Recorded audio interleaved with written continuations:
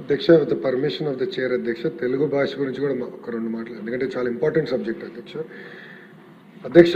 నేను కూడా English medium స్టూడెంట్ని. పెద్దలు అన్నట్టు ఇంటర్లో సంస్కృత్ తీసుకునేవాడిని. సో రాజకీయాల్లోకి వచ్చినప్పుడు తెలుగు మాట్లాడడానికి చాలా ఇబ్బంది పడేవాడిని అధ్యక్ష. వాస్తవంగా రాజకీయాల్లోకి వచ్చే ముందు తెలుగు కూడా చదువుతాం చాలా ఇబ్బంది పడేవాడిని. రాజకీయాల్లోకి వచ్చిన తర్వాత చదవగలుగుతున్నాను, అదేవిధంగా కొంత మేరకు మాట్లాడగలుగుతున్నాను.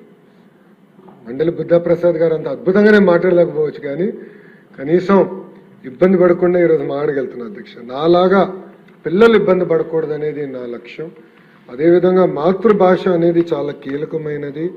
కేంద్రంలో కూడా గతంలో ధర్మేంద్ర ప్రధాన్ గారు విద్యాశాఖ మార్చులుగా ఉన్నప్పుడు నాతో అనేక మార్లు చర్చించారు. లేదు, మాతృభాషని విస్మరించొద్దండి.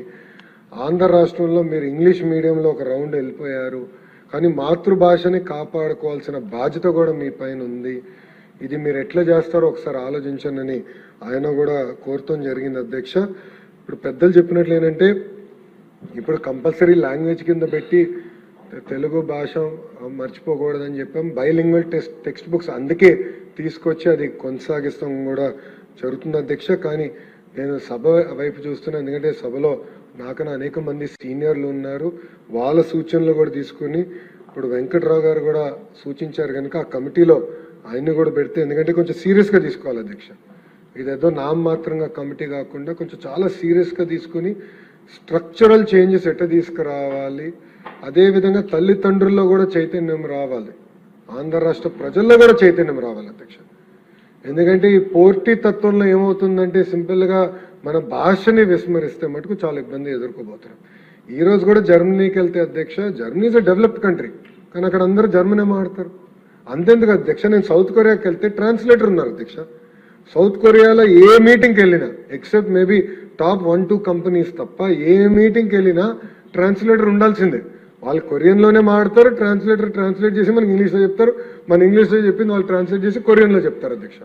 అంటే డెవలప్డ్ కంట్రీస్ కూడా మాతృభాషను ఎప్పుడు విస్మరించలేదు అధ్యక్ష. సో మాతృభాషని కాపాడుకోవాల్సిన బాధ్యత మనందరిపైన. నేను కొన్ని సంస్కరణలు తీసుకొచ్చా, అది సరిపోదని నేను కూడా భావిస్తున్నా.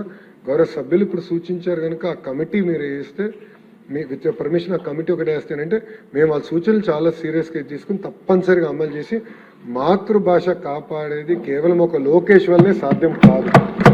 అందరం కలిసికట్టుగా చేయాల్సిన బాధ్యత ఉంది. ఇది తెలుగు జాతి ఆలోచించాల్సిన అవసరం ఉంది. ఇది కేవలం ఒక్క వ్యక్తి వల్ల సాధ్యం అవుతుంది, ఒక్క సంస్కారం తీసుకొస్తే సాధ్యమవుతుంది అనుకుంటే కరెక్ట్ కాదు. అందరం భాగస్వామ్యం అవ్వాలి, పెద్దలందరూ కూడా భాగస్వామ్యం అవ్వాలి, ప్రజలు భాగస్వామ్యం అవ్వాలి, పిల్లలు భాగస్వామ్యం అవ్వాల్సిన అవసరం చాలా చాలా ఉంది. అందుకే ఆ కమిటీ త్వరలో వస్తే తప్పనిసరిగా మేము, ఆ అడ్వైజరీ కమిటీ వస్తే తప్పనిసరిగా అది మేము సీరియస్గా తీసుకుని 2-3 సిట్టింగ్ కాదు 10 సార్లు కూర్చుని ఈ సంస్కరణలు తీసుకొచ్చే బాధ్యత ప్రభుత్వం తీసుకుంటుంది.